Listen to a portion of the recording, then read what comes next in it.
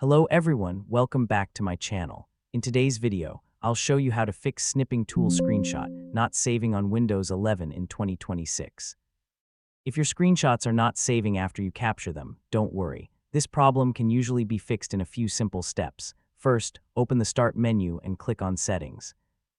Go to Apps and then click Installed Apps. Scroll down and find Snipping Tool. Click the three-dot menu next to Snipping Tool and select Advanced Options. Now click the Repair button and wait for Windows to repair the app.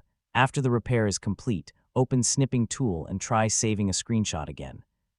If the screenshot is still not saving, return to the same page and click the Reset button. Reset will restore Snipping Tool to its default settings and remove any corrupted app data.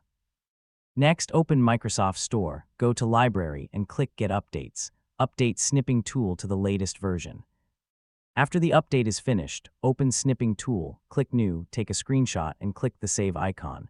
Choose a location such as Desktop, enter a file name, and click Save.